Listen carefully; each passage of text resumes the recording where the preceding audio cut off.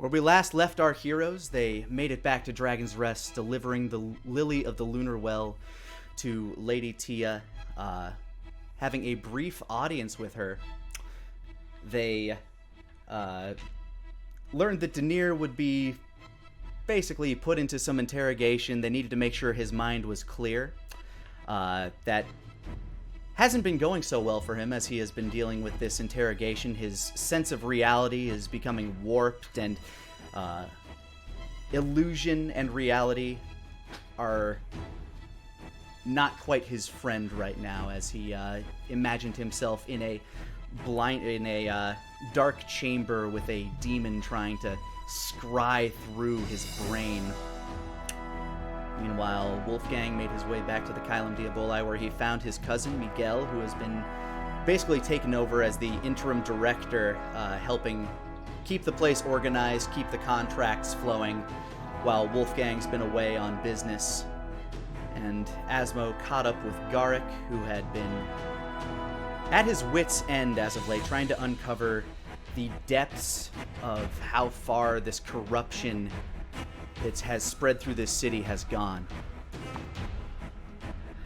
Garrick asking Asmo for a favor to keep a lookout for him while he met with a informant waiting outside the lower district slums. The worst came to pass as an explosion rocked the room that Garrick had walked into. Asmo rushed up the stairs, heart pounding in his ears as he burst through the door, the smoky room blinding him momentarily as he stumbles through. He found on the floor the body of Garrick Brightscale, and in the far corner of the room, a yellow slitted eye stared at Asmo from the shadows. Hello, Asmo. Okay, I'd like to... Okay, so for this moment here, I have a quick question for you, Nick. Now, do I know if Garrick is dead or not? Right now he is at your feet, and you are standing in a ever-growing pool of blood as he lies face down on the ground. Okay, I need to know the positioning of this room right now, essentially. Sure How thing. big is... Okay, so the door This is room- open. Is he at the door? You are at the door. He is in the Okay. far corner. There is a window on his... basically a window at the center of the wall on his left. And the room itself is about... I'm going to say about 10 by 10 feet. So, Okay. about 100 square feet. Okay. Garrick is just about 3 feet or like 5 feet from the entrance where you stumbled upon him. So the body of Garrick is between you and the figure at the far corner of this room. It's still shadowy and smoky, but you can see the figure starting to take form. As the smoke begins to clear a little bit more, you can see the silhouette of the serpent-like body. Been a while. What a guest. Asmo is going to say, as he's walking in and like slowly kneeling, like very slowly. I want you to know, like he's going like 45-degree angle, maintaining eye contact though. Yeah, Asmo's going to try and get his hands around Garrick's hands. Now, I wanted to know the positioning of Garrick's body on the ground. Is he face down? Are his hands towards the door, or his feet towards the door?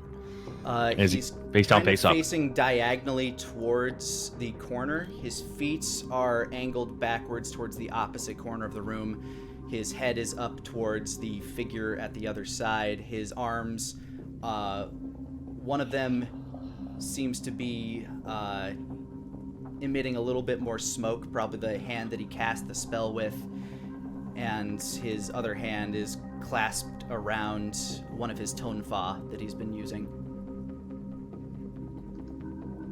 He's lying face down. So the closest body part to me would be one of his legs, correct? Yes. Okay. Asmo, Okay, all right. I hear Asmo. you've been looking for me. I have been. Deus. I just didn't think that you were gonna show up in front of me. Because the last time I saw you, you shoved a knife in my back. And now, Indeed. I hope it was worth it. All of it. Everything you threw away. Oh, my dear brother. Don't you dare, don't. No. You lost that. You lost that word. You lost that word when the dagger went in my goddamn back. Asmo's he's creeping towards Garrick's leg. All right. But here's the thing. Asmo's like pulling his blade out at the same time with his left hand as he's slowly like leaning down, almost like he's gonna crouch and run at the guy. But in truth, that's not what Asmo's planning on doing. He's planning on crouching and grabbing that leg. But Deus does not know that. All right. I Go ahead. just want the clarification here for you. No worries. This is I'm shaking here, dude. I'm shaking a little bit here. In order to deceive your vigilance, well, for lack of better word, brother, go ahead and give me a performance check.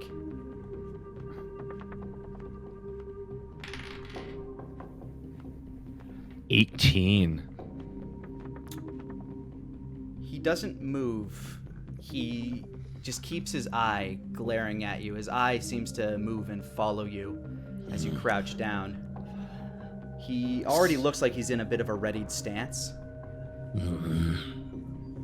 Asmo already has out Chimera in his left hand. As far as I'm concerned, Asmo, you don't just lose the right because...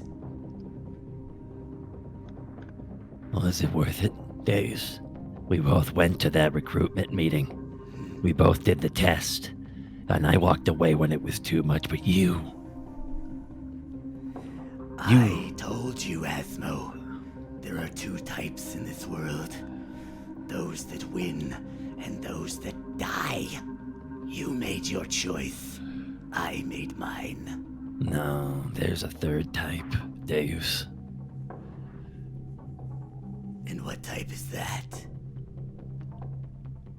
Those that lose. Asmo immediately throws Kabuto immediately as a boomerang, the ice weapon.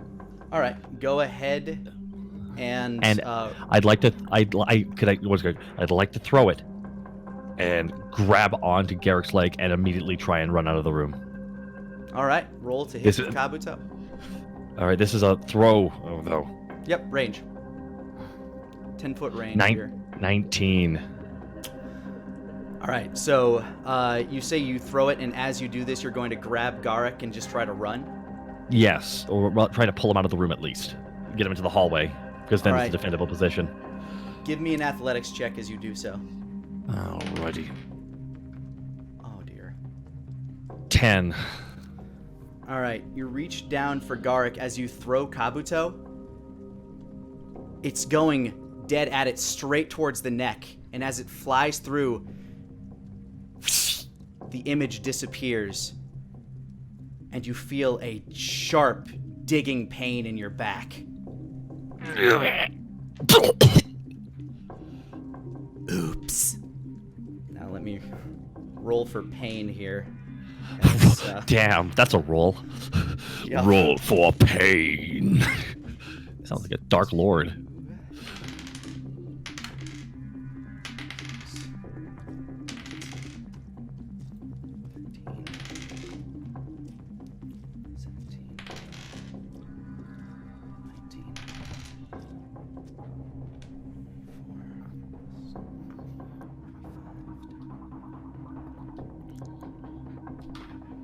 $55 points of damage as you are stabbed straight in the back, and the blade is dug straight up past your shoulder blades. And from behind you, you feel the hot breath feel familiar. Shink! From there, we are going to cut to T-Wig. Okay. T-Wig skipping down the street. Da la la la la la. T-Wig, last we left you, you were going out looking for a good place to plant the lilies of the Lunar Well. Yeah, near Wolfgang's house. Yep. You know that the best place... actually, give me a nature check. Okay.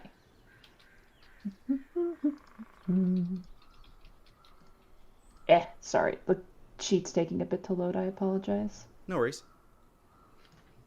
There we go. All right. Nature. 9. That was a really bad roll. All right. With that, you know that these lilies seem to have like a magical sort of property to them, and you're going to need a place that has a decent amount of hydroponics. There are a couple of places that you could think to possibly plant this. Either the massive lake that lies to the east of Dragon's Rest down past the slums. There's that pond out by the park, well, the little central park where the Whistlestein Spire is. Or you can go try to find just a random puddle somewhere to try to, or just a random body of water to try to plant it in around. But those are the best two that you could think of. So past the slums. All of these are pretty public access, though, correct? The Whistlestein Spire is more of a sanctuary Okay. than the massive lake at the center, because, you know, there's a lot of water traffic going in and out of there for fishing boats and people trying to make their way over to River Run. I will probably go to the Whistlestein Spire, just where I think that it's most likely going to not be disturbed by passerbys. Now you make your way out there. It's early on. The sun is just about to set as you make it there. I just kind of like hum. Yeah. You find the pond at the center of the park-like area, just south of the spire itself. And it seems serene. There's a couple of frogs hopping around, knowing full well that some of them might just be failed students of the academy. I'm gonna cast Speak with Animals just to be sure that they're not. All right. As you... Hello? Oh, sure. Go ahead. Hello, my froggy friends. Hello. Hello. Hello. Hello. Hello. Bunny. Yeah. I'm just gonna put the flower in. Bud. Wise. All right. As the light of the moon starts to get into the sky, you can see it reflecting off of the pool. Start placing the flowers within the edge of the pond. You're not... go ahead and give me another nature check while you're planting these. 18, there we go. You know to dig down into the mud of the... like close to the shore of the pond to try to get their roots down in there to make sure they're nestled in and not just kind of floating amongst the water, far enough away that far enough away from the center that some fish might not swim over and eat them. But you're planting them. You seem to think that they're going to take root the way you're doing this. Okay.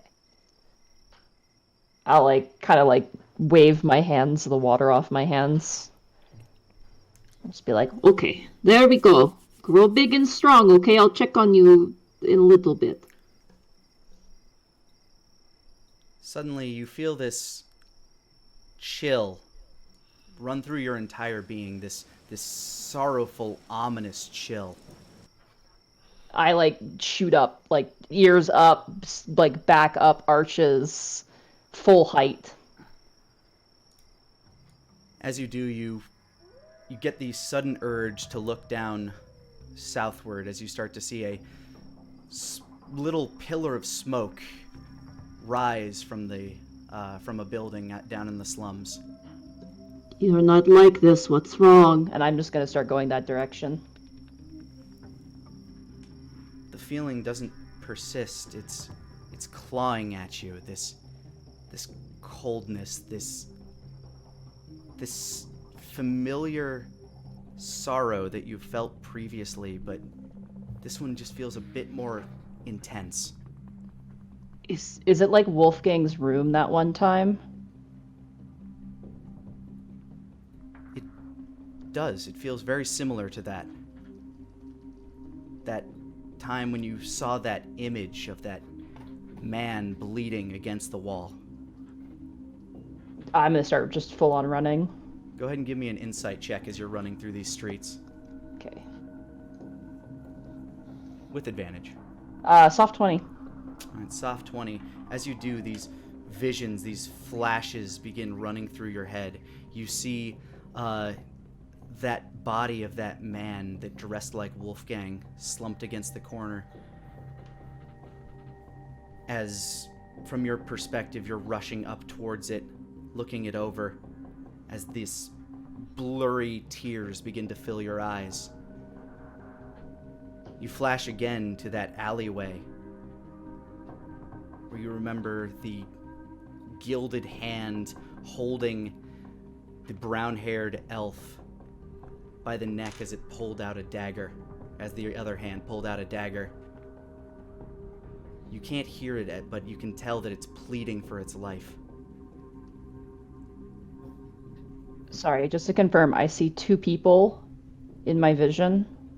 You're seeing two separate visions. The first Okay. one is the slumped-over man. The second one is the alleyway with the brown-haired elf. And he's in front of me? Yeah, being grasped by your arm. You're getting this kind of like as a montage as you're running through your brain. I'm holding the knife? From your perspective, yes, but your hands are that of that dragonborn that you've been turning into whenever you use the alter amulet? self amulet. Okay. I am going to use Wild Shape All right. to turn into the fastest animal that I know of. Land-based.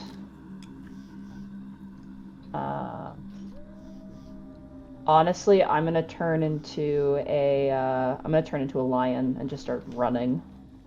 All right, you transform and run out as you just line it up and start sprinting mad dash through the streets. People are confused, scared as they dash out of your way. As you book your way into the slums, we cut back to Asmo, who has just received a massive slash up his back. I'm guessing Asmo falls to his knees on that one. That's depending on how much you feel like you've taken there, yeah. I mean, that's a lot of health. It really is. It was, Okay. Alrighty, continue on, Nick. You saddest. I am. As you can feel the searing pain and the warm wetness of the blood coursing down your back. Doesn't this bring back memories? Asmo's just gonna try and hit him with a sword. Asmo's, even from his wounded state, Asmo's just gonna try and slash him with Chimera. All right, do me a favor first. Can you roll me a acrobatics check for the kabuto that you threw? Oh no.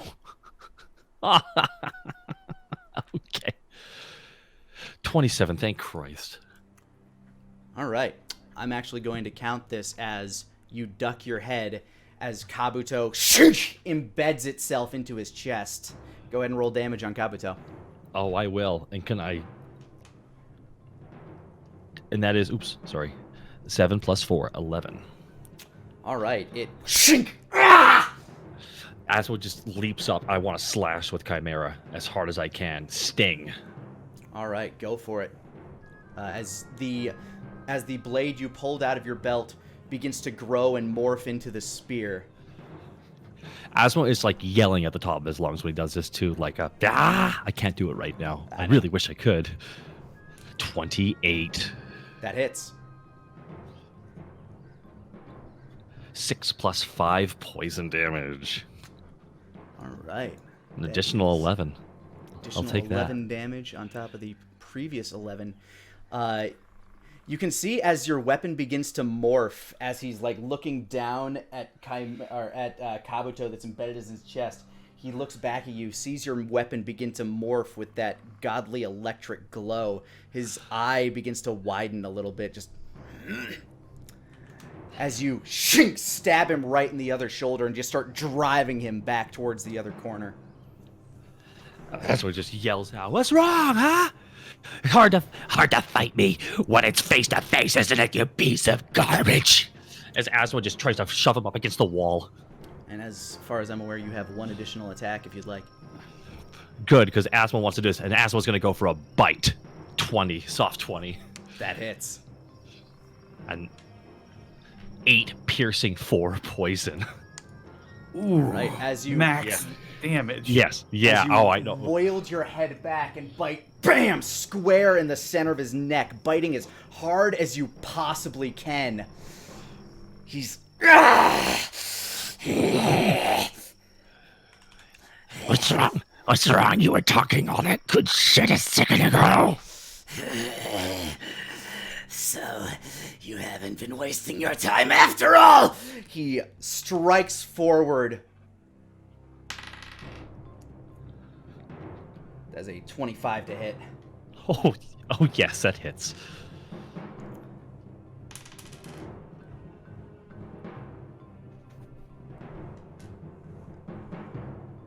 For 11 points of damage, as you feel that blade shink square into your square into your gut. That means he recovers. You can feel this crippling sense of coldness, as if life is being sapped from your body, as his arms begin to tense. Real quick. Now, the bite actually heals me a little bit, right? I'm trying to remember what we did for that, because it's been a while. Hungry Jaws. The attack hit deals its normal damage, but you gain 1 temporary hit point equal to your Constitution modifier. Yeah, so you gained your con and temporary hit points for that. Thank you. Thank you. He hit me for 50, so I'm asking. Yeah, no, that's fair. That's fair. And then this additional 11 here. Yep. As you are, and as you feel this sickening, like, it makes you feel sick to your stomach as you're being stabbed like this. He winds his arm back. And 23 to hit. Let me just see, how much, what does dual wielder, what does, defensive duelist give me? Just, use your proficiency bonus. Your proficiency bonus. It was 23 to hit me? 23. Ah, damn, it matches if I do use that. It doesn't matter then. And he drives his elbows square down on the top of your head. Oh no, he bionic elbows me? Motherfucker. Basically. He just smacks you down and hard. That's another 9 points of damage. That's why I wanted the 3 hit points. As you can feel his arm reset itself, he begins to drag the knife up towards your neck. Come on, go. That is a 19 to hit. Well, I'm going to be using my ability, Defensive Duelist. And as he begins to swing that blade up, you instinctively unlatch your mouth and whoosh, the blade swooshes up past your face. You can feel the edge of the blade almost nick your chin as you get your face just out of the way and back off a little bit. How far away is he from me now? You're in melee with him. I am? Oh, Yeah. is this one? Are we just? Garrick is just behind you now. Okay. All right. I'm sorry. I'm looking at my Yeah, it's you're up now. You put your hands on my friend. You, of all people, to put your hands on my friend. You're gonna die here in some random room. I don't care. It's not in front of everybody. You're gonna die now. I activate Second Wind. All right. No, not Second Wind. I'm so sorry. That's the wrong ability. It's so wrong. I'm Action Surge. Okay, you want your additional booshes. And Asmo's just gonna run right at him with the old stinger. All right. Sting. And he pulls, and he grabs. I guess he doesn't have Kabuto because it's still in the other guy. So Asmo is gonna have pull out Fire Ant. You can. I basically said Kabuto's embedded there for flavor, so you can grab that out of his chest if you want. Excellent. Then I'll definitely do that after the first swing. All right. Asmo. Now it takes one. Now for my Chimera, it takes one ability to change its form. Correct? One bonus action. It's a yes. So that would take up one of my attacks. Okay, I'll stick with the stinger then. All right. Asmo swings with Chimera immediately. 12. Beans. Yeah, for some reason that hasn't loaded in. There it is. So There yeah, you as go. you swing forth, he ducks his head to the side and whoosh. You miss completely as he's ducking down. I grab Kabuto though in the midst of that. All right, go ahead and roll for Kabuto. Grab it with my offhand. 23.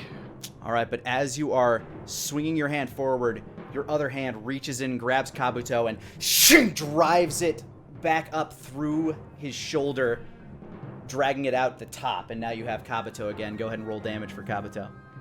More than happy to. Piece of garbage. 6 piercing, 2 cold, 8 points of damage. All right, you can see the frostbite just cover this fresh wound that you've opened up for him. If you wanted to fight me, you could have just fought me. You didn't need to do this, you cowardly piece of crap. 24 with Chimera. But then where's the fun in Go ahead and roll damage. 9 piercing, 5 poison. All right, that's another 14 points of damage. Well, I'm sorry, what were you saying? I couldn't hear you. You just got freaking stabbed. And Asmo is going to go with Kabuto again. 14 misses with Kabuto. As he slaps your arm to the side. And think, finally, with Action Surge, you still have 2 more attacks? One more. Or one more attack, that's right. I hit Chimera, Kabuto, one more Chimera, and then I'm done. All right. I make sure to keep 3 main hand, 2 offhand. I think that's fair. Yep. Like 1, 2, 1, 2, 1, like that. So as was one more time with the stinger. 15. Beans, but that's okay. Yeah, you try to strike at him with Kabuto, and now he's kind of like dancing from side to side. You notice something, actually. He closed his other eye as he's moving back and forth, just trying to feel your whereabouts. And as he ducks out of the way of Chimera's second thrust, he opens his eye, looks up. 21 to hit. Okay, so we're not an official action. Every turn I can use defensive duelist. It's as your reaction, yes. Defensive duelist.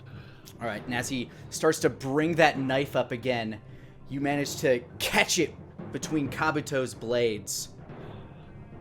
As he shuffles to the side and delivers a roundhouse kick to the side of your head. This is 22 to hit, and you don't have defensive duelist. Yeah, that's going to hit. Yep. I can't react to that. The swift roundhouse kick delivering 11 points of damage. Okay. And he brings the blade back, starts to swing around, tries to hit you with a backhand of it. It's a 21 to hit. So he's hitting with 3 attacks? He's hitting you with a second attack. He missed you with the first one. So he's hitting you with 2 attacks, basically. Here, let me roll damage on it. Yeah, because the roundhouse kick, I thought that was the attack he hit me with. Yes, he has 3 attacks that he can use. Okay. Yep.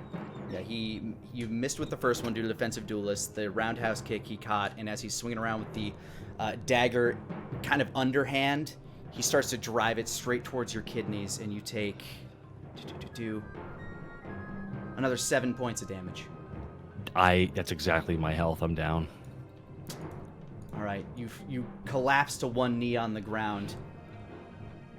As he brings the blade back, you can see his serpentine tongue lick the edge of the blade. As you're fading out of consciousness. Glad to see you're still in practice, Asmo. Asmo just spits at him. It's bloody spit right at his face. Whatever you've been doing, it's working. Unfortunately for you, I've been training to kill every day since we left. Since we parted. Fortunately for you, you're not on my list today. Asmo's just coughing up blood. Can't even respond. You begin to hear this thundering commotion running up the stairs. That's my cue. We'll be in touch, brother. You hear his voice fade as your consciousness fades, and you fall on top of Garak's body. T-Wig, you feel this pulsing sensation as you're running up these stairs where this fire is emanating from. The townsfolk that had gathered outside are getting the fuck out of your way as they hear the thundering footsteps of a massive metal lion running down the streets. Yeah, I'm kind of disregarding everybody. I would be more conscientious, but like if someone's in my way, I'm plowing through them. Yeah, you are busting through.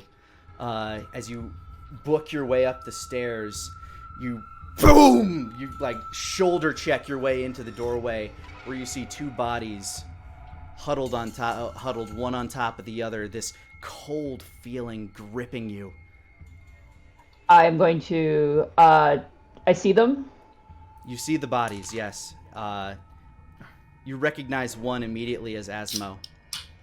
All right, I'm going to drop form immediately. Mm-hmm.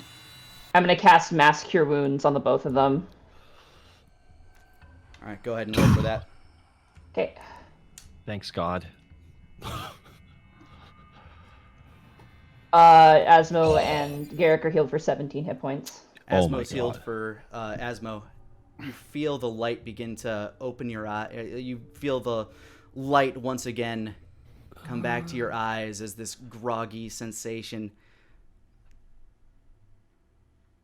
You look up and you see T-Wig sitting there as you press yourself off the body of Garak. You begin to remember everything that was going on in here. Garak doesn't move. I am going to go over top of Garrick, and I'm going to cast Cure Wounds at 4th level, not knowing that he's dead. You see the second body still laying there. As you roll it over to heal it, you begin casting fervently. Come on! Come on! Low. As you see the face lying lifeless, that sorrowful feeling as you're continuously pushing heals after heals, just trying to bring him back.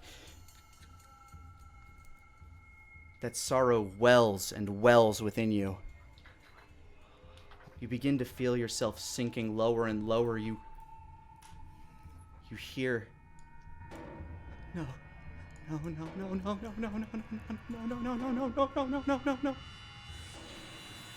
Roll me an insight check with advantage.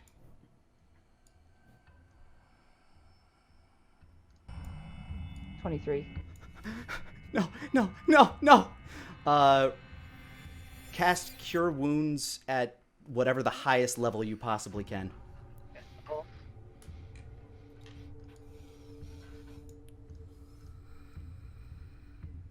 That's going to be... Did it go? Yeah, it did. It's going to be 19. You keep trying to heal him. Keep trying. Something, it must work. He must be in there. Go catch him. Only you can. It's okay. You've helped me enough. The voice goes silent and all you feel is numb. You can feel your consciousness sinking into a dark place as you begin to see the windows of your eyes shift slowly and slowly backwards down into the pits of your subconscious.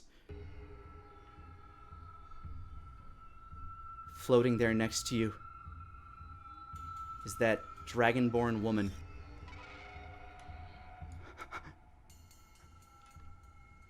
Not him. Not him.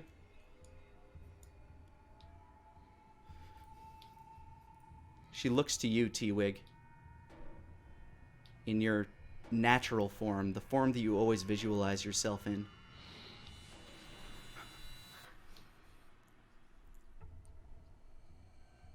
All my life, you lived to help me. You can let me go now. Catch him. There's only one thing I can do now, but I need your help. I will help you like I always have. Let me take control.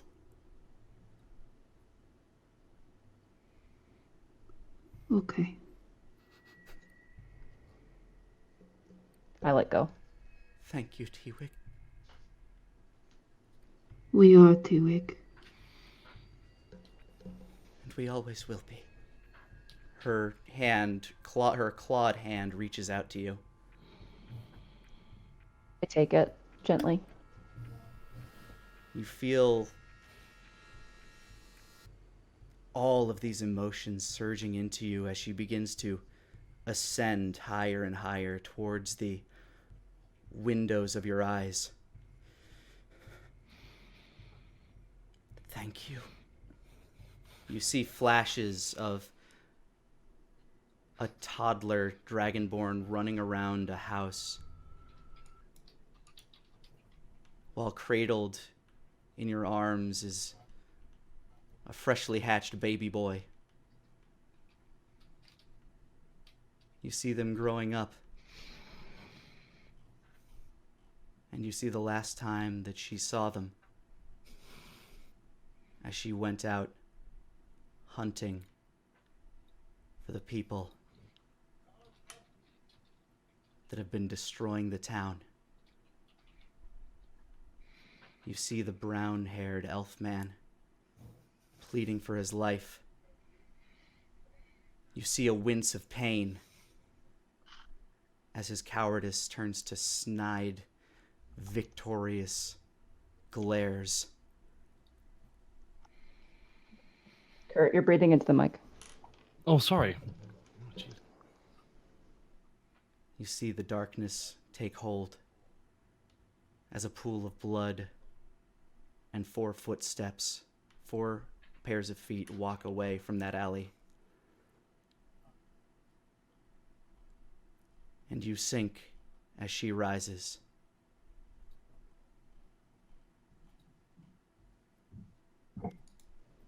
T-Wig, you have officially left the party.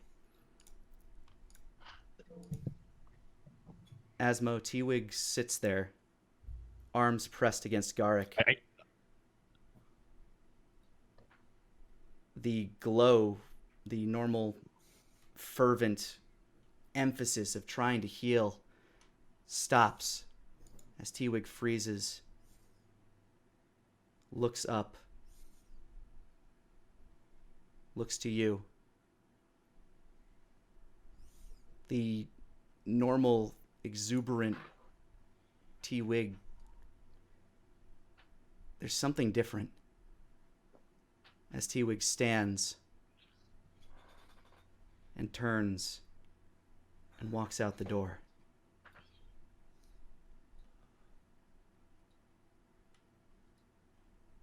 And here's where we're going to take a break. Hey guys, Lani here. If you're liking what you're watching, feel free to hit that subscribe button and that like button. It really helps me feel the love for this series. And if you want to catch us live, feel free to hit us up on twitch.tv/Lanipator Mondays at 5 o'clock Central Time. Thanks for rolling with me. Now let's get back to the action. So yeah, Asmo, as you see T-Wig's demeanor just shift. Get up and begin walking out. What? Do it. What? T-Wig. What? T-Wig looks at you.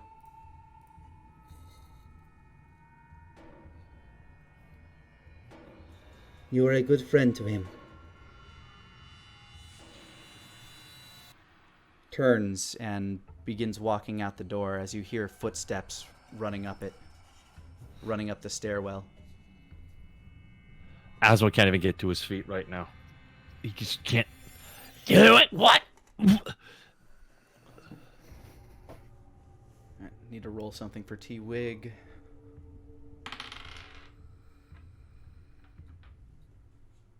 Look at their stats. Alright. Versus. A few moments later, a few constabulary guards run in.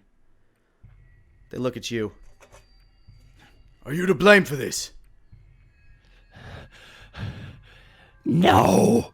Asmo says, like, looks at him like it's the stupidest fucking question he ever heard. He looks I down tried and to sees. He looks down and sees Garrick laying there. Help him. I got here too late. The guy got away. We'll take it from here. Grab him. They two of the constabulary go and grab Garrick from under the shoulders and start carrying him away. Take him to a doctor right now. He got slashed with. We'll take care of him. As for you, you'll have to answer a few questions.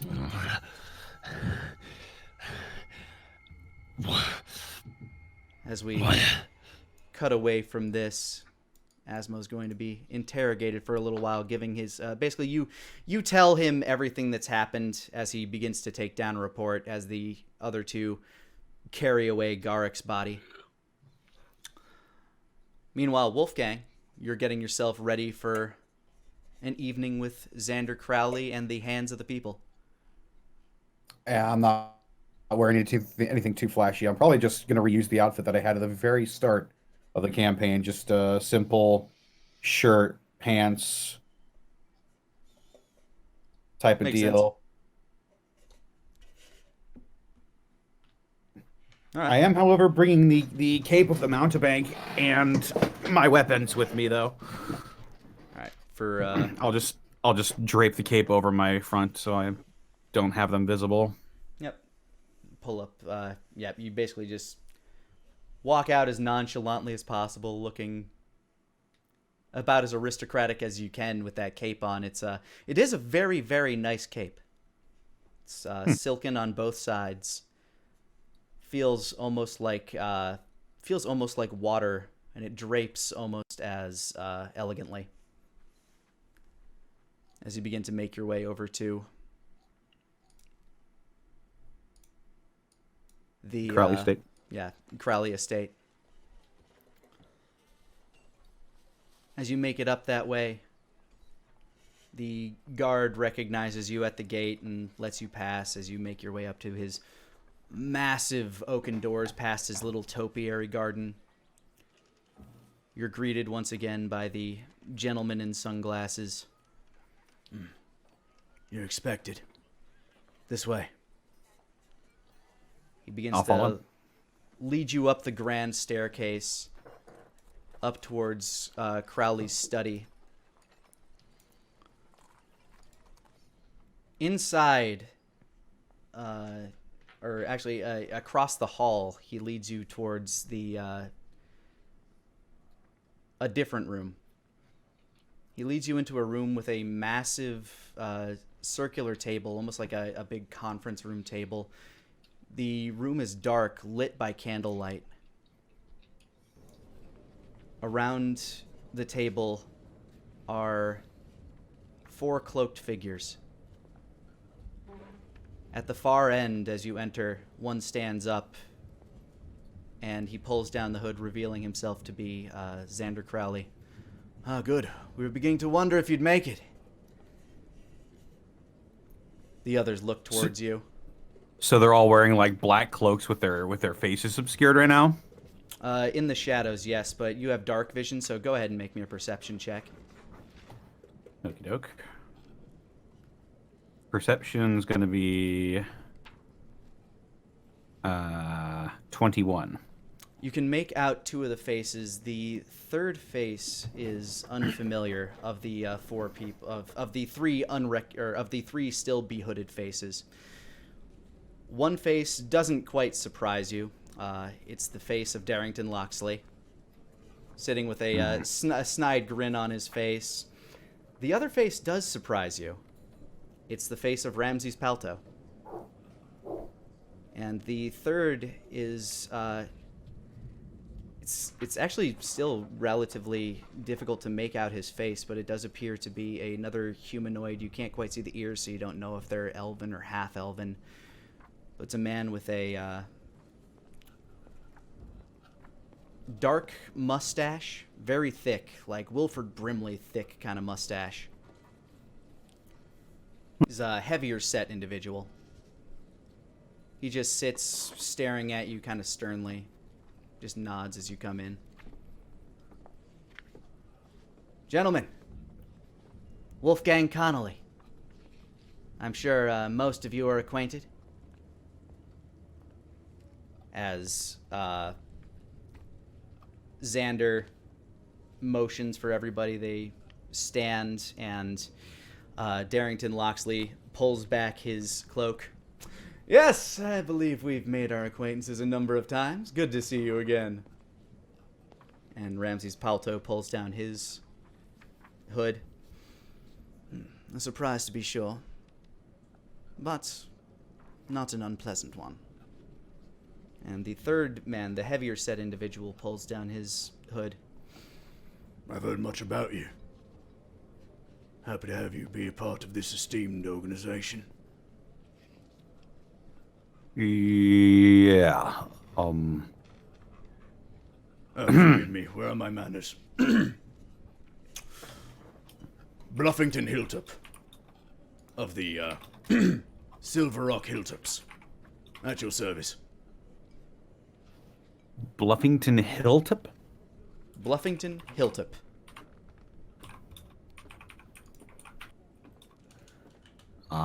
If he's extending his hand, I'll go ahead and reach out and shake it. He's not. And then I will just nod at him. I'll do the masculine nod from across the room at him. Yes, Mr. Hilltop here. He's another recent acquisition of our organization. There used to be more of us, but, well, let's just say a cabal is a little bit easier to control when it's smaller. He's brought quite a bit of information out of Silver Rock, though. Seems that old, Kenchman is trying to make for his own bid for the throne, or at least create his own. The throne of Silver Rock or Dragon's Rest, the south? Hard to say. Man's very hard to read, apparently. Yes, he's, cut most communication with these lands. As I have ties here on my father's side, I thought it'd be best if I make my way here in the guise of negotiations. And this is where Mr. Crowley found me. Have I ever heard anything about this Hilltop guy? Go ahead and give me a just base intelligence check. Okay. Knowledge history, actually. Oh, all right. Sorry. Knowledge history makes sense. All right, we'll go for history then. That's going to be 4. The noble houses of this land were never exactly your specialty when it came to studies. Spent most of your time learning about monsters, biology, and various ways to kill them and end their biology. Fair enough.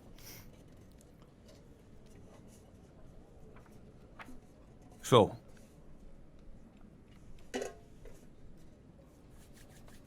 indeed, I heard you have something for me. A little bit of something to get more of the people on our side.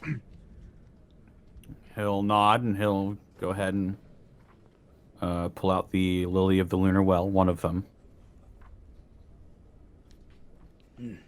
I did more reading after you left. They're exceedingly rare. Apparently they grow in abundance in the West, but I would not recommend going to try and find them. We went through hell and almost literally trying to get these.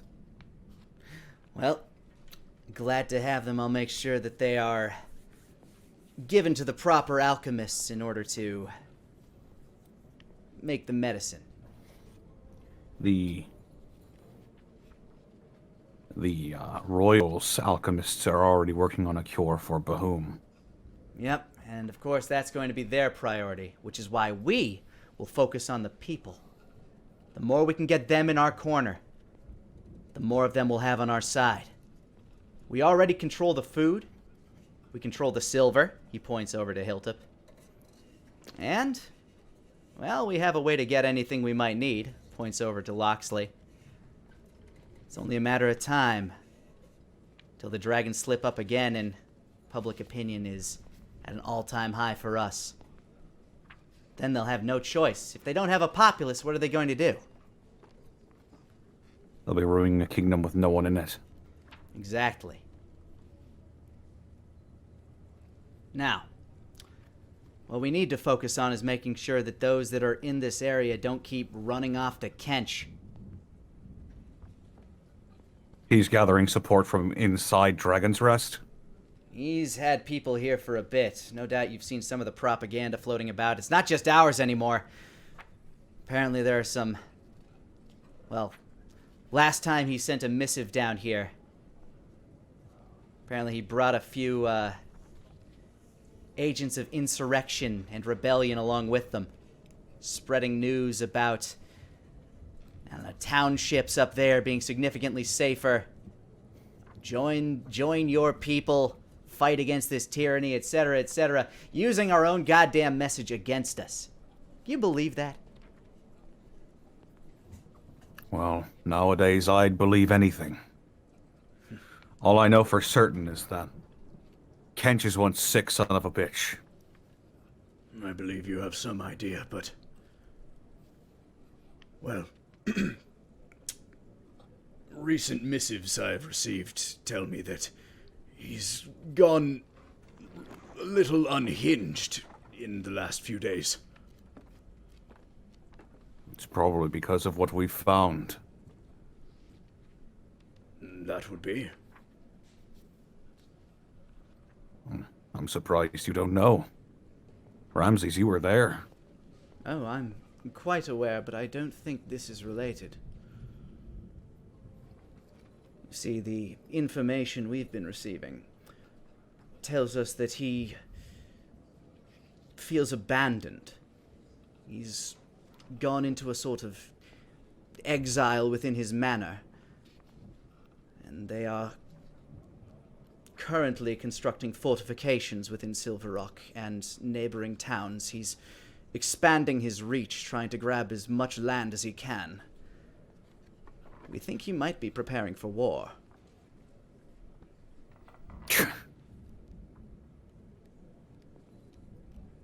War. A civil war in the south, then. That's what he's after. Well, my most recent communique tells me that he believes that his god has abandoned him, so he seeks to please it in some manner. Apparently bloodshed is the best way.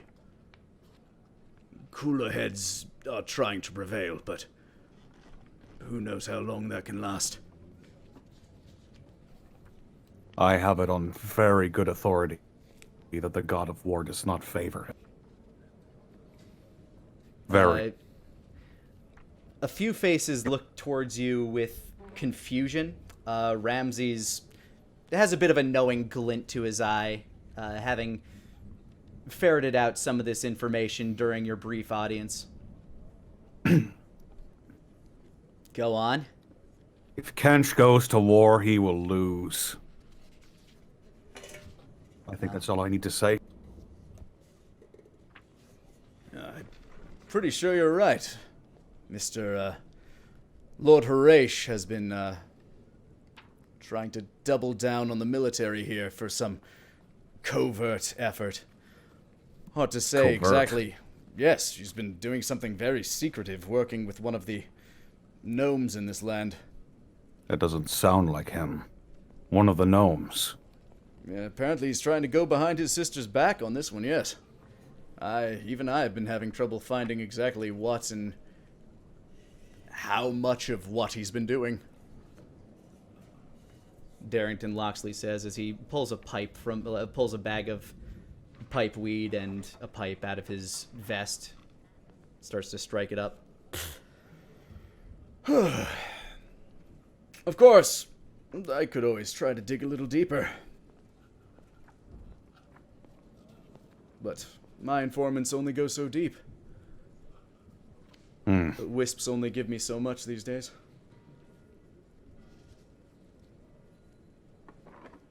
I may have a theory.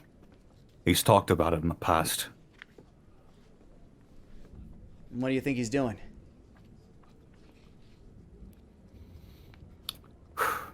My metal friend. They came by your state, I believe. Oh yeah, the farm bot. Their name is T-Wig. Okay. Sort of narrows his eyes at that. He basically he looks kind of like begrudgingly, and then with like almost an apologetic look in his eye. Okay, T-Wig, and then he like kind of motions forward. I assure you, they are very much sentient. They're just as alive as anyone at this table. Okay, my apologies. What about them? I believe Horace might be trying to requisition more of them. That are less personable, less alive, and more ready to follow orders. Loxley, could you look into that? I'll see what I can pull up. Have a few people tailed, see what we can find. That'll probably be for the best. There's been a lot of movement lately. A lot of my ears within the castle have been, there's been a lot of disagreement between the remaining two siblings. Apparently they're keeping a lot of stuff from each other. That I can believe. Yeah, without the gold one to follow, they're a bit of a wreck.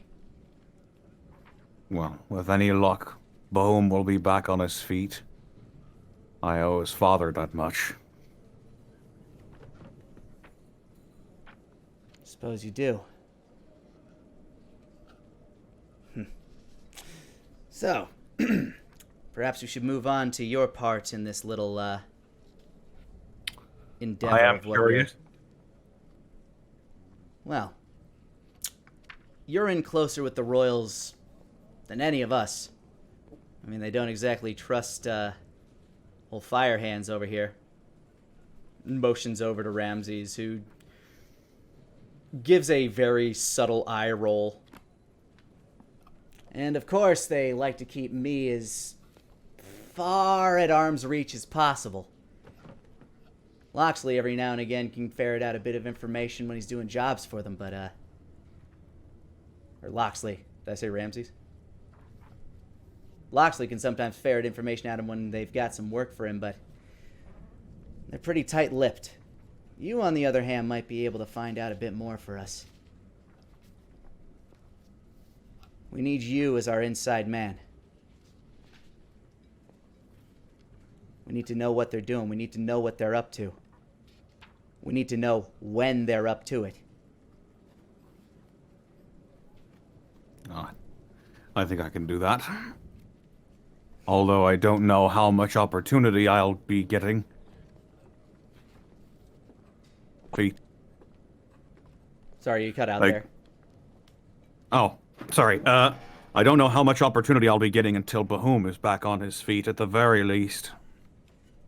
Well, the sooner you act, the better, I'd say, because as it stands, they owe you a lot. You're They sure as fuck do. You're basically their golden boy. There's nothing they can do to you because they know that if they piss you off and you decide to go rogue, he kind of winks. Well, that's going to mean a whole lot of trouble for... You hear a commotion downstairs. The splintering of wood. A commotion begins to echo down in the lower floors. Hey, what are you doing? You can't. Detect magic. As you do that, what's the range on Detect Magic? 30 feet. 30 feet. You don't see anything for a bit, but everybody just kind of stands up and is still for a moment as you can hear these padding footsteps running. Are we in sort of like a dark room with like a single light source? There are candles in front of each of the members and one at the side of the table that you're on. As the footsteps get closer, you're taken aback for a moment as the shape of T-Wig begins to form from behind the door. As the door gets booted open, T-Wig jumps onto the table and basically lands right in front of Xander, whipping out a scimitar and holding it to his neck. Whoa! Whoa! What the hell? What the hell is going on here? Is this one of those kill bots? T-Wig? Xander, you bastard. That you? T-Wig's face shifts towards you for a moment. I'm sorry you had to be here for this. What? Crowley. You bastard. You did it again, didn't you? Whoa, whoa, whoa, whoa, whoa, whoa, whoa, whoa, what the hell's going on? I don't know. What the fuck? He's like just holding his hands in the air. I don't know you. You only help with my farm. Little help? Blondie? I'm eyes are darting around the room. He's going slack-jawed. He doesn't know what the fuck is happening. T-Wig, listen to me. What is happening? Better to tell you what has happened. Right, Xander? I don't know what you're talking about. T-Wig pushes the blade closer to his neck. You can see blood start to trickle. You know what you did. Tell him, Xander. Why don't you tell him about his grandfather? The truth! What? Where the hell are you getting this from? I think this thing's gone haywire! You knew No. my grandfather. Yeah, of course I did. He was a member of our... I would like to insight that. Go for it. 12. He's not lying about that, but what catches you is this look in his eye as he begins to look down back towards T-Wig's face. That voice. No. Yes, Xander. Now tell him. Tell him everything. Tell him why his grandfather died. Who betrayed him? And why?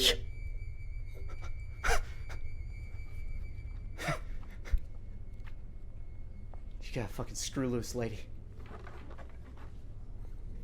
Do not mess with me right now, Xander. Now tell him. Let the truth out. Set yourself free. I'm looking at the others in the room right now. What are they doing? Well, Mr. Hilltop is he's basically backed up against a wall. He looks like he is not ready for any form of combat here. Whereas Loxley is very slowly starting to reach towards his cloak.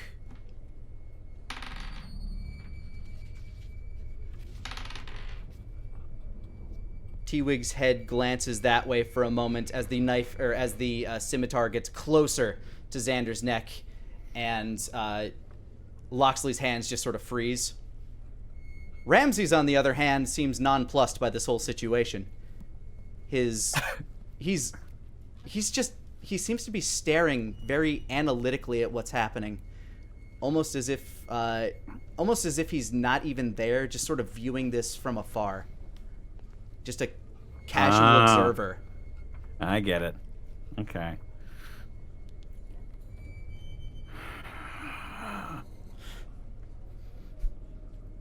All right, fine. I'm the reason the old man bite him. Okay? I gave him to the Deadeyes. What? Why? Yes, Xander. Why? Tell him why.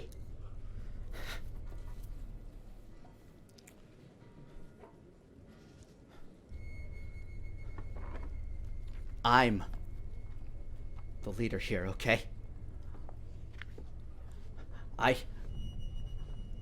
My family, us, we are supposed to be in charge, okay? The throne should be mine! Answer my fucking question! And a loud sound of a gun cocking can be heard, piercing the silence of the room after that.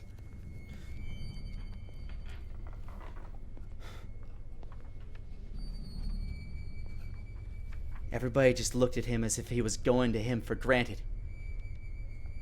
As soon as our little operation ended, like he's some sort of chosen one, like he belongs on the throne or something. If we give the throne to him, we're just... I mean, you know what you are. You know what's in you. You're basically just another version of them. None of you are normal. So what? You killed him because you were fucking jealous?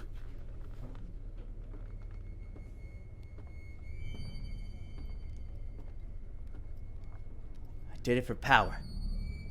I did it for me. I did it for my family. Why are you all looking at me like that? Once again, I'm gonna eyes darting to the rest of the group to try to gauge what they think about all of this. Loxley, he's taken aback now that that information has been brought out. He's just like didn't know that son of a bitch had it in him, like kind of like a bemused shock look. Hilltop doesn't know what the fuck's going on. He's still very confused, as he is new to this organization. And Ramses, once again, now has more of like a ponderous look on his face.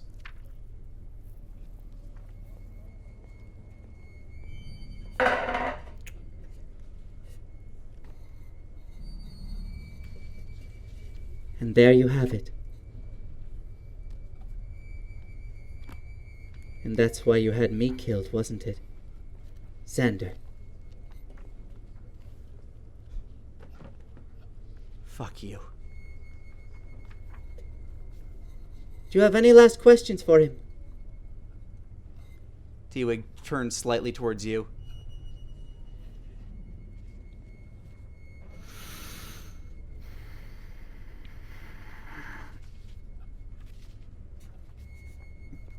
I'm thinking.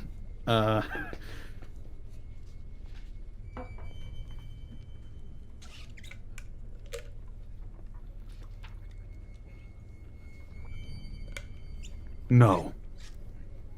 Goodbye, Xander. What the?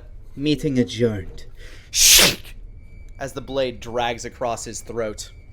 I'll go ahead and deal the damage. Yep, he's dead. He's level 1, by the way. Ouch! Oof! His neck. Yeah, he just shink.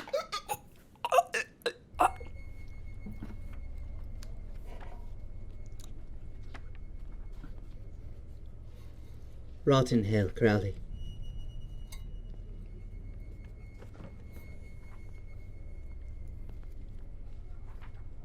As he collapses against the table.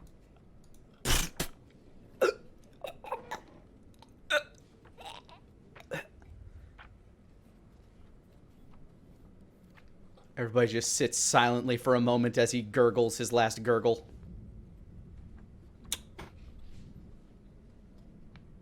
So... I'll be going now, I guess. Pleasure knowing you all. Anyway, Loxley begins to walk towards you to get out of the room, Wolfgang. I'll sort of put a hand on his shoulder as he tries to walk past me. Hello again. Do you know anything about this? I'll be honest, I'm as surprised as you are. I'm not much older than you, so this can't be that much of a shock that I wouldn't really know about the past goings-on of this little operation, or what once was. I'd like to try to insight him. Go for it. 22. You get the read from him that he knows that Xander's into a bunch of shifty shit. But for this particular instance, yeah, he didn't know that he had this kind of history with your family. Squeeze his shoulder a little bit. You didn't see anything here. And neither did you. I certainly wasn't here. I'll be leaving now. We are done here, right? We're not doing a thing anymore. All right, bye. Right. All this is done. I'm not entirely sure what's happening here. It's,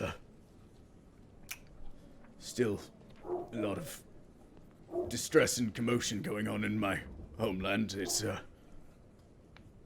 We'll take care of Crowley. Not Crowley. We took care of Crowley. We'll take care of Kench. right. Your name again, sir? Wolfgang Connolly. I'll be in touch, then. He's got this cold sweat going on, this what the fuck have I gotten myself into kind of look on his face. And just remember, he points to Xander's corpse. That's what happens to people who fuck with my family. I assure you I had no intention of doing any such thing. You sure as fuck don't. I do not. I'll see myself out, I suppose. If you have any need of me, I'll be staying at Dragon's Perch. Farewell. Have a pleasant evening. You as well. Buffington Hilltop. You as well, Mr. Wolfgang Connolly. He nods at you as he very nervously, kind of like back against the wall as he's looking at you, walks towards the door. Sort of raise his head up and move his eyes slowly towards Ramsey's paleto, quote unquote. Now, this is quite the predicament now, isn't it? Where does this leave us? Hard to say. I did look at them as if they could potentially help with the ongoing chaos, but Well, can't be helped. As for where this leaves us, I'm still not sure if I can trust you, Mr. Connolly. But I believe I can trust your intentions. I'm not a politician, Mr. Palto. I'm a demon hunter. I'm not a politician either. I simply... I'm trying to better the world in my own way, though. Just as you are. The world can be a very unfair place to people like you and me.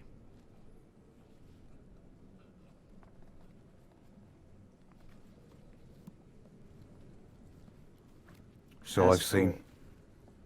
Yes. As for your friend, something seems very different about them. I suppose you have questions, and I do as well, but this seems to be more of a private affair, and I shall take my leave before the authorities arrive. I suggest you do the same. Farewell, Mr. Conway. Be seeing ya. As his form begins to kind of like swirl inward on this sort of like Uzumaki-like bias, his form apparates away. I'll grab T-Wig's hand. We need to get the fuck out of here. It flinches for a moment. Yes, I suppose we do.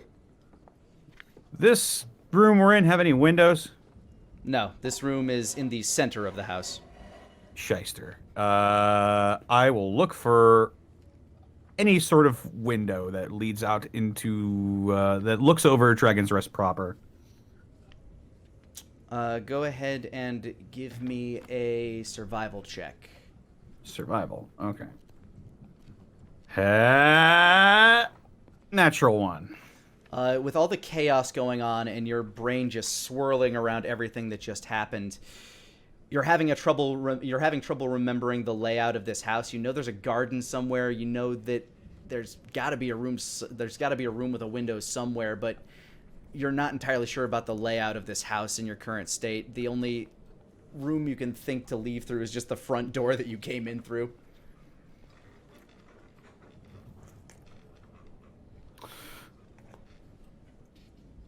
All right.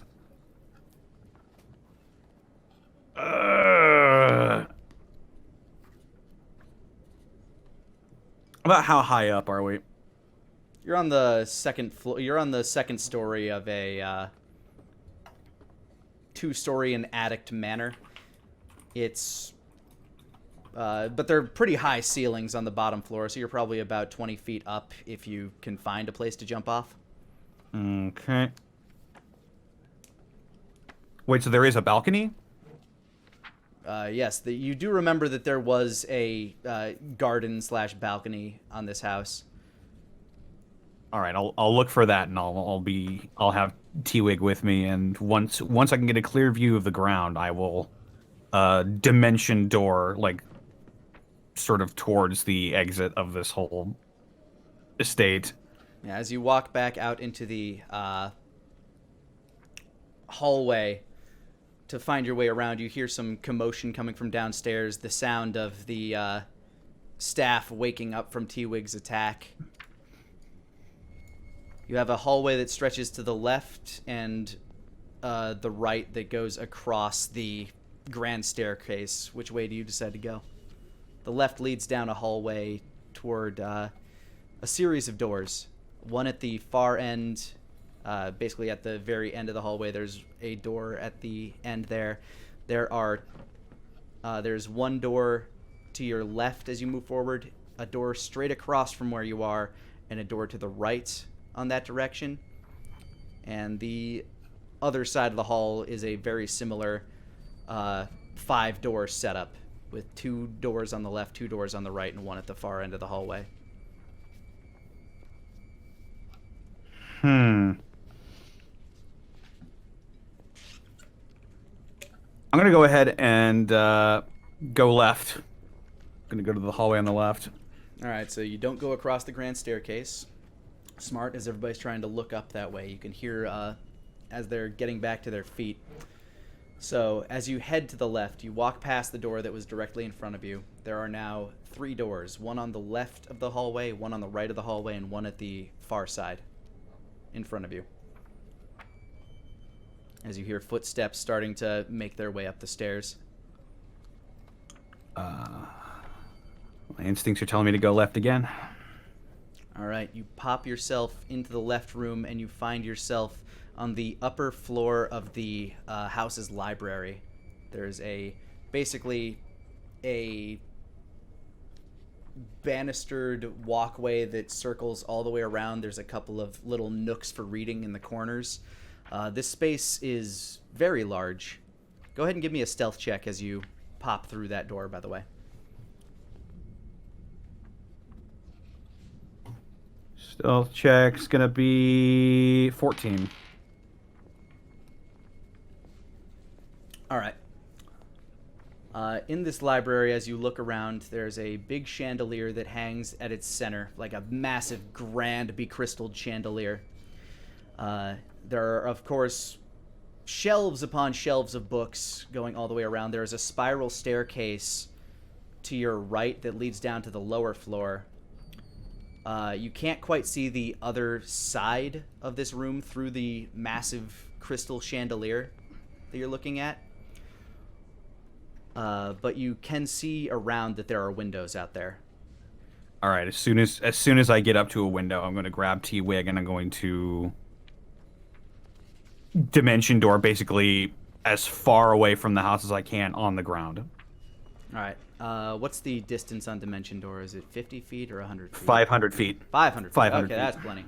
As you run over to the window, you can see out the side of the house, or out the front of the house, towards the topiary garden. You can see out to the streets where, down below, you see a couple of constabulary members carrying some figure actually out on the street, and one of the servant individuals from inside runs out to call for help. They look distracted, but the men carrying the bulky load seem to kind of like brush him off as they continue on their way towards the palace. You wait for this to pass as the servant runs off, trying to find more help. The area seems clear as you teleport down and reappear basically across the street. T-Wig. They stand there fairly silently. Yeah. Yes?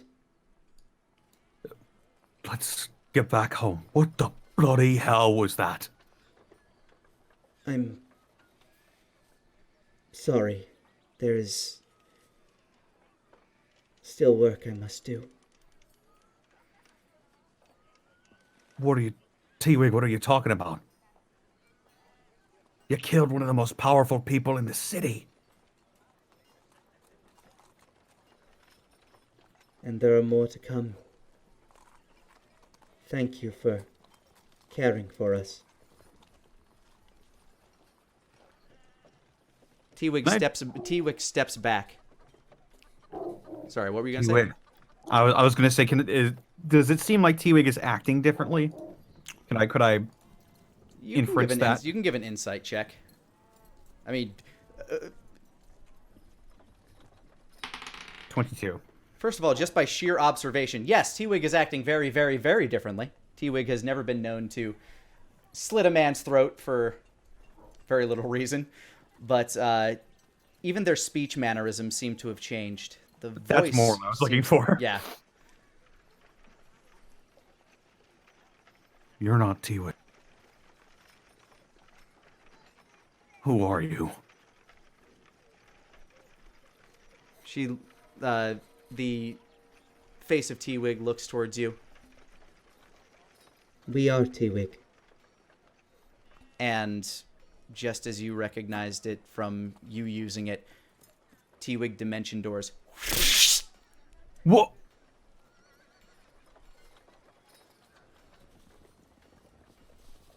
Just looks around, trying to see if they went anywhere visible, but I'm guessing he can't. So he just. Go ahead and give a perception check. Okay.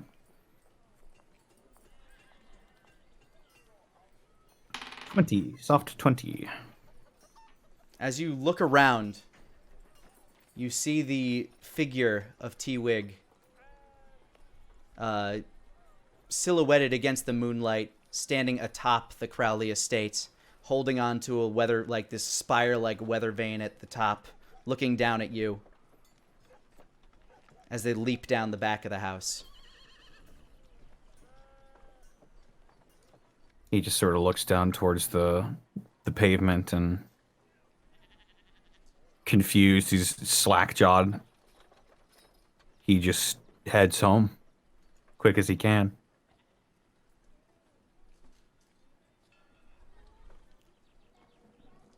All right. You head back home.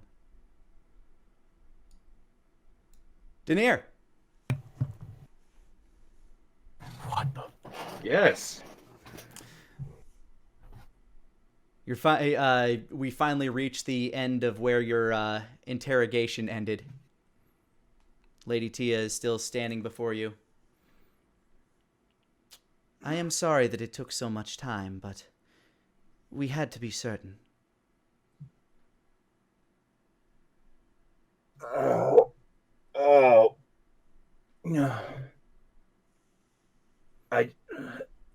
I don't know what was real and what wasn't.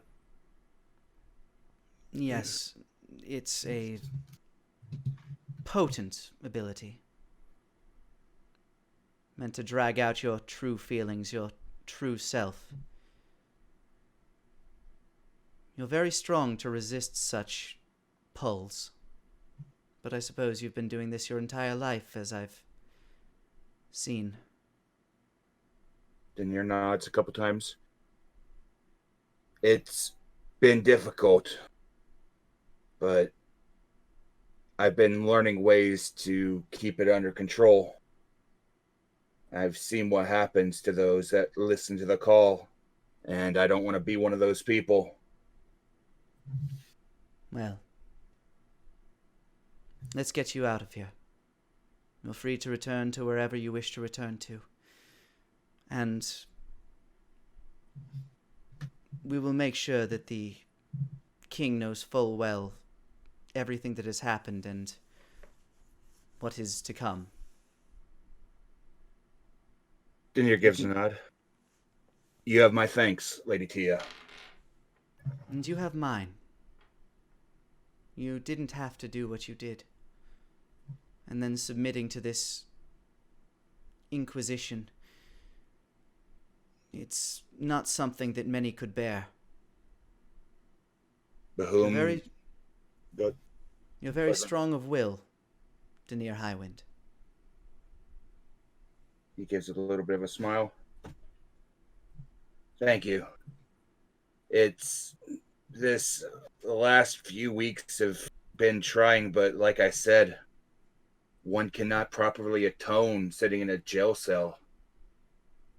I had to do what I had to do while my actions were not my own, I had to atone for what I did. Bahum is a good man.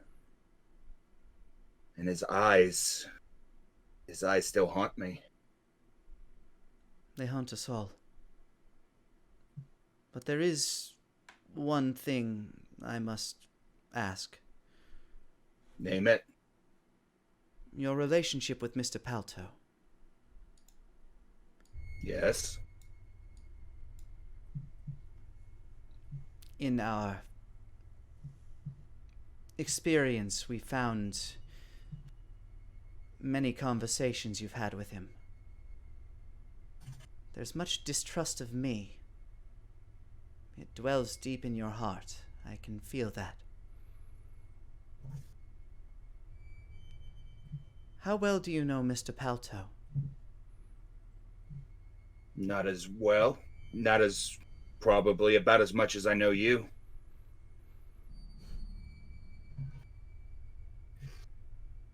I take it that you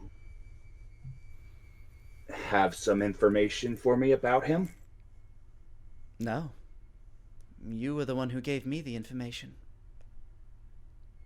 Denier freezes a little bit. I see.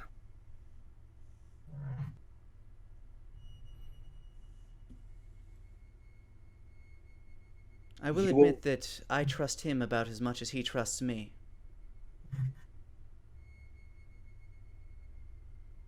The question is where you lie, Denier.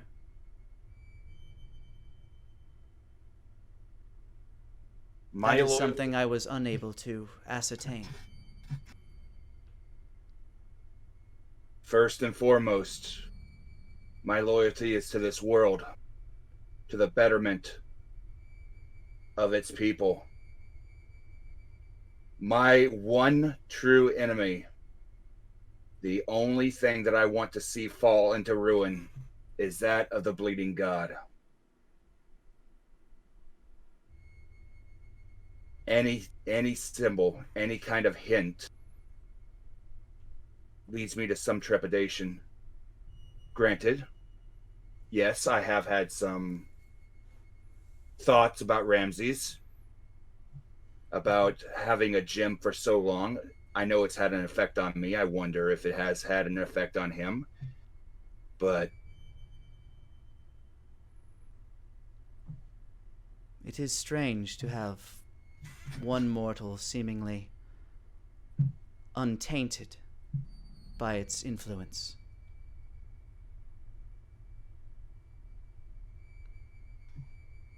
Keep your eye on him, Denier. Denier nods slowly. You should know. I don't know how the investigations with Barristan Kinch is going, but I trust that they will not be going good. I believe that the Kinches have fallen out of favor with their god. So I've seen. He gives a little bit of a smile. He made himself an enemy. I'm a far better friend than I am an enemy. So you are. But I do, however, fear what his desperation may drive him to. But for now, you may leave of this place. I'm sure you're quite tired of this dreary dungeon. it'll be good to see the sun again. Well, you'll still have to wait a few hours, I'm afraid. Escort Mr. Highwind out, please. And return his things to him. She nods to you, gives that same polite, warm smile as she steps back and the guards escort you up the stairs. And Denier walks out along with the guards. A number of thoughts in his mind, but a sense of dread creeping up his spine as he walks up the stairs, an almost look of exhaustion slowly dawning on his face.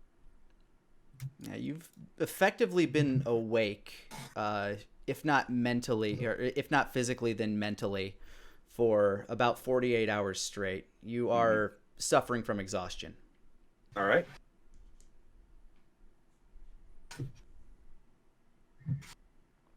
All right. You make your way back out onto the streets, out past. You're actually let out one of these secret doors, one of the passages leading into Dragon's Rest. The one out by the the one out by the path that leads up to the stairway that leads up to Platinum Peak. Denier looks up at it, running his hand over his face slowly. He takes a deep breath, hands still trembling. All right, I can do this. And he starts, with his supplies, he starts walking towards the Connolly estate. He will not enter the Connolly estate. Instead, he finds a location on Wolfgang's property, and he springs up the tower. A place His where it won't property probably isn't big enough to fit that. Uh, A lot of that space is taken up by house. A good chunk of it is taken up by garden. And there's really not much yard left to fit the tower, unless you want to destroy part of the garden. I don't want to do that. I can make the tower a lot smaller if I need to. Like, is there a space that can fit maybe 15 foot by 15 foot? I'm actually going to say no. Okay. Just within the space of that garden without actually destroying any of the plants. Yeah. Yeah, Denier's not going to do that. Lord knows T-Wig will have his head. He's just... Like, how late is it now? Is it evening or is it morning? It's the sun seems actually go ahead and give me a survival check with disadvantage due to fatigue. Your head is still spinning from everything, and you're so used to the northern climate that you're not even really sure what time is supposed to be. Okay. Survival, that is a 12. All right, as you're glancing around just trying to get a sense for the time, you can tell there are still what few people are left. There are still some out on the streets. Some of the places are still open as you're wandering through. So you're guessing that the sun went down not too long ago. So it's not late. Denier turns, looks at the Connolly house. He thinks for a second, shakes his head, and he starts walking towards Whittlestein's spire. All right. As you walk down that way, past the Dragon's Perch, past the meat house, past the constabulary, a whole mess of guards start running out of the constabulary, heading towards the south. Oh boy, somebody's in trouble. And he steps aside quickly to get out of the way of the guards. Everything all right? He calls out to one of the guards. They ignore you completely. Okay. No. You make your way out towards the Whittlestein Spire as you walk in. That's my other ambience. There we go. As you walk in, you walk past the Vale in the park, and all of a sudden these city-like sounds begin to fade very quickly as you are now surrounded by this magical forest. The moon shining down. You can see it glistening on the pond in the southern side of this area as you walk toward the tower from the north side. I miss this place. He's going to start looking for the door as he walks past the pond. As a welcome student of the academy, it shows itself to you. He heads inside, slowly pulling his hood back as he steps inside. And he walks over towards the banister, places his hand on the banister, and he says the command word. You make your way up to your room in the Whittlestein Spire. Find your way up there very easily. Everything is basically how you left it, but with significantly more dust.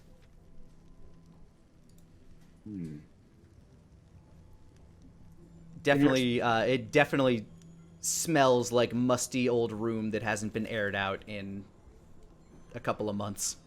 He walks over, sets his bag on the ground, sits on the bed for a second. He pulls out a strip of copper. All right. And I will cast Sending. I cast Sending to Daniel Peaches. Okay. Hey, it's been a while. Making sure everything's okay up there. Just got back from the West. Hopefully I'll visit you soon. We need to talk. You get a reply back. Oh, hey. Yeah, it's been a bit. Everything's still dead out there? Send a reply back. For now, yes. There's plans to destroy the dam to bring life back. Had a little help from nature in the most trying times. Funny that, huh?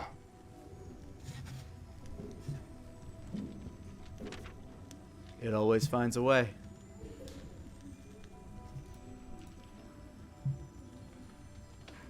Denier then pulls out his bag. He reaches into it. He grabs a book, an old book that he bought from the north. He sets it down. He casts Major Image, and as he sets the book down, before him springs to life a tabaxi woman. He reaches out, holding out his hand out to her. She reaches out to him, and together, the two dance for a few minutes. Although they can't touch, they dance with each other. And Denier will continue using spell slots 10 minutes at a time. And after they have their dance, he sits on the bed. She sits nearby. And Denier curls up with a good book. And he drifts off to sleep. You collapse into sleep almost immediately after opening the first page. Fair enough. But you have a smile across your face as you do. And for the first time in a long time, you don't dream at all. You just sleep.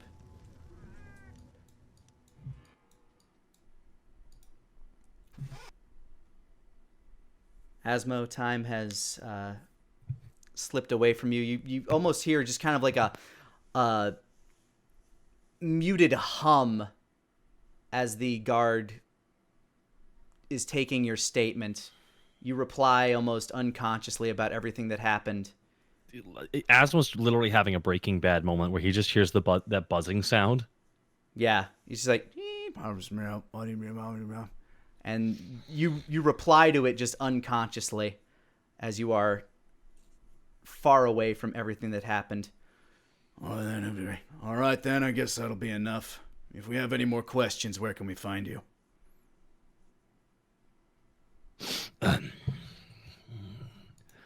The Connolly estate. All right. Free to go, sir. But, don't leave town. In case you have questions. Asmo just laughs, shakes his head, and walks away.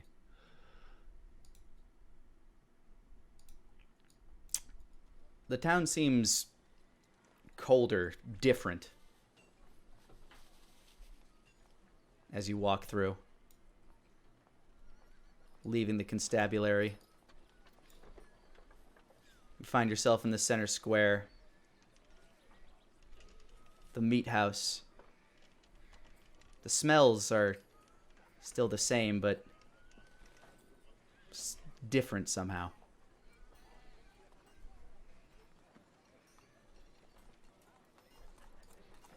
Asmo just kind of stops and just does that thing where he just stares at the sky. The moon's big tonight. The eye of the moon slowly, you can see that it's beginning to turn away.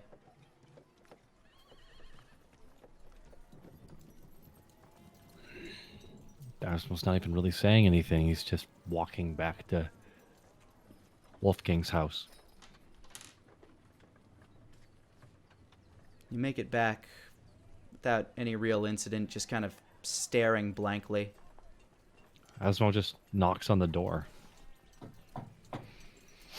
Wolfgang, you made it back sometime previously, so we'll jump to that moment first. Wolfgang's head perks up. He was reading T-Wig's favorite poetry book. Just sort of not really reading it, just staring at it. And he stands up and answers the door. Asmo's crying out of his left eye. I had a bad night. T-Wig, Garrick, And Asmo falls to his knees. What about T? And he just starts wailing. Asmo just starts wailing, like on the ground. You can hear footsteps coming from up top the stairs. Peering down as you. What about T-Wig? Oh. He sees Asmo crying on the ground. I'll reach down and I'll pull Asmo inside, shut the door behind him, and I'll walk him over to the couch. He's just sobbing. Wolfgang's patting him on the back. Not really knowing what to do, just kind of wanders back upstairs.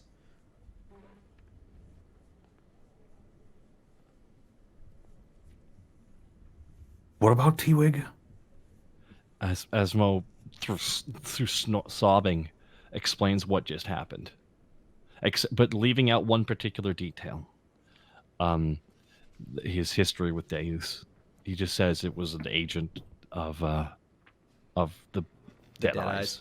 He's an agent of the Dead Eyes. Asmo's leaving that piece of information out because that's a can of worms, and now's not the time to open it. It's already been cracked open a seal, and already see what's happening. Yeah, Wolfgang will just be rubbing Asmo's back and just like Well, I don't understand what happened with T-Wig though.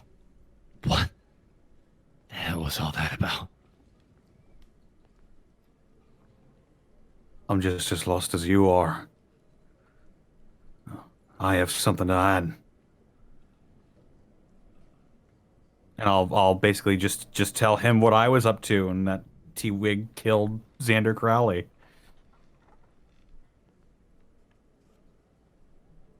Just to set the scene as to what happened when you came back, Wolfgang. Jamat saw that you had a long day and let you say goodnight to Elliot as he went upstairs to basically continue showing you his duties around the place and put Elliot to sleep. So he's been up there reading to Elliot for a little bit. So Asmo, Wolfgang informs you about everything that happened over at the Crowley Estates and how T-Wig is acting very, very differently. And then they just dimension doored away. I didn't even think T-Wig could do something like that.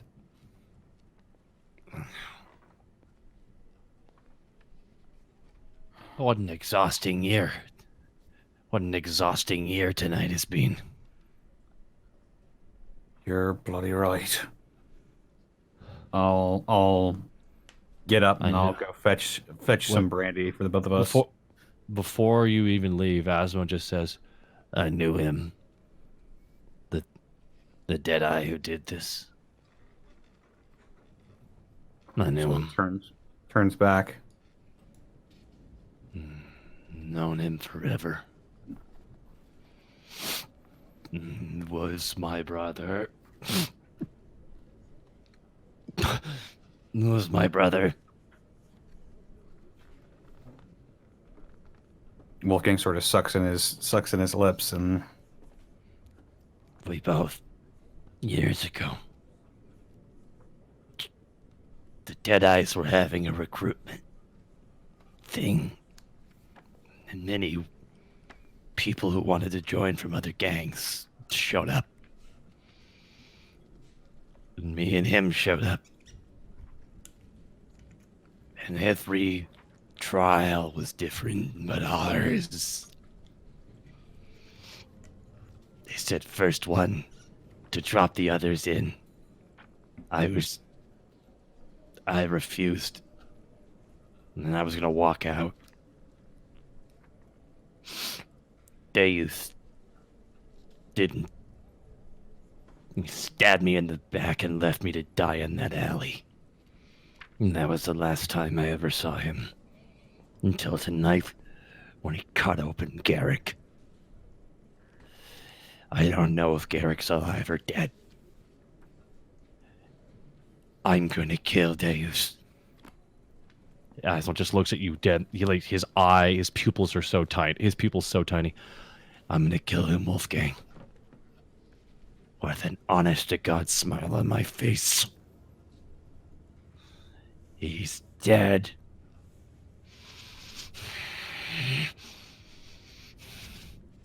He's dead.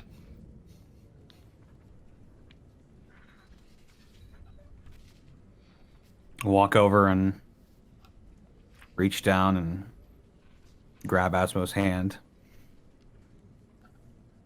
You're goddamn right.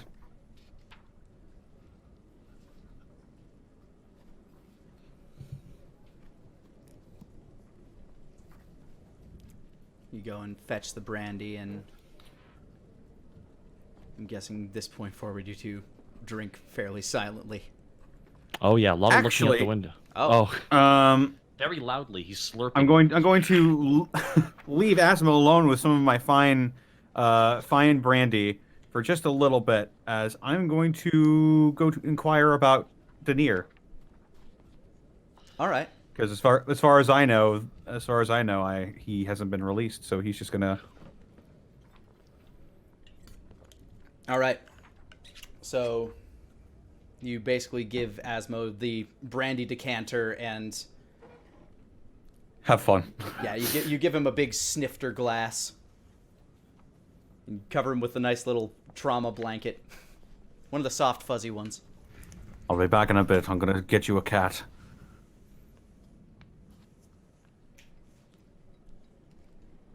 And you step out into the town.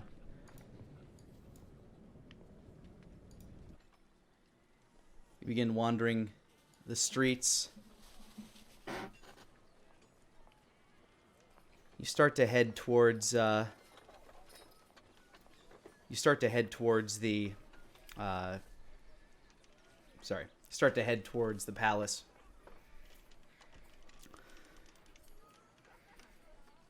As you get there, you find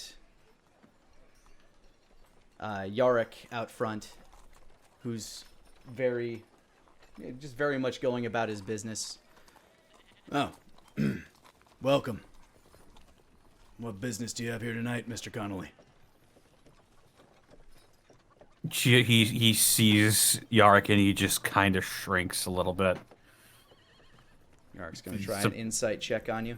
If you'd like to roll, let's see, I guess deception is usually against insight here. Yeah. Try to hide your Here feelings. I go.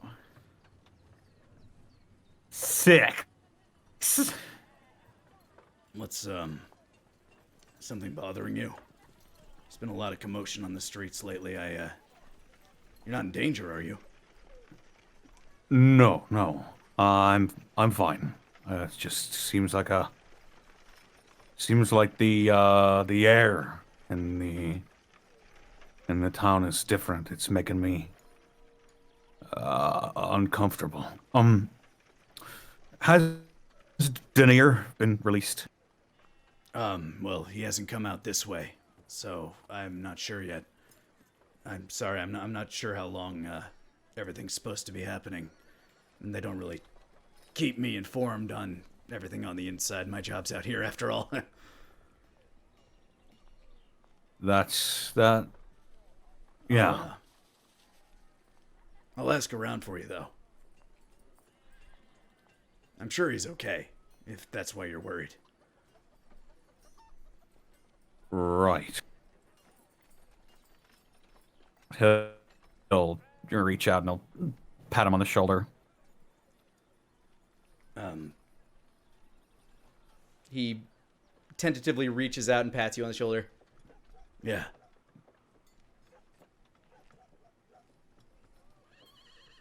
And he walks away. He just lets out a very confused and slightly uncomfortable sigh as you begin to head back towards your home. As you're walking home,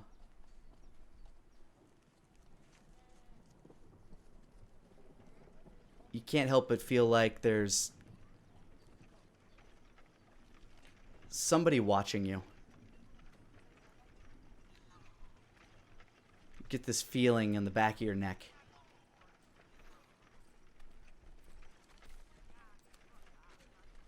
Could I do a perception check to see? Absolutely. All right. Here I go. 4. You glance around in these relatively uncrowded streets that continue to thin more and more as the evening wears on. You can't see anybody that's watching you. But you can't shake that feeling either. So you kind of hurry your pace as you head back to your home. Yeah, he'll sort of just cover himself up and head back to his house. You find Asmo back inside, still sipping on the brandy, I'm guessing. Jamat has come down by now after setting Elliot to bed. Would either of you, like something to eat, masters? No, Here. I'm gonna go to bed. Asm just gets up. Blood still dripping off of him, goes up the stairs and goes to bed. There's no comedy.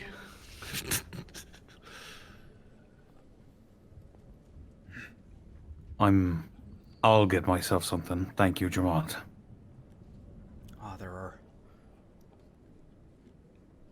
There's ham in the larder if you'd like to make yourself a sandwich, sir. He nods and looks at the poetry book again. I'm still not quite sure. Could you try explaining again? As you kind of looks in, like, around the corner from the kitchen. It always seemed like T-Wig was not quite whole. Like there were two parts of something in there that weren't quite fitting together completely. You mean their second soul? What? Their second soul. That's what the master... That's what, he said he saw when he looked at T-Wig. That there were two.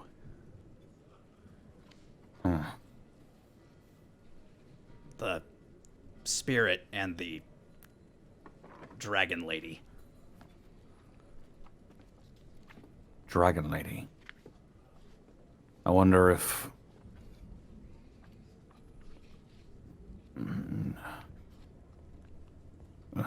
T-Wig's never done anything like that before. I don't even know what could have happened. Maybe... It all just seems so far-fetched. I can't... She was there. She knew Crowley. Maybe they aren't gone. Maybe it's only for a little. I hope not.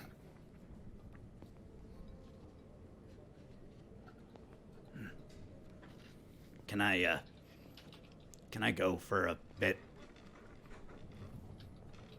Yeah. Okay. Yeah. I'm going to then. He walks out of the kitchen and out the front door. Oh, yeah, excuse me. Closes the door and keeps walking.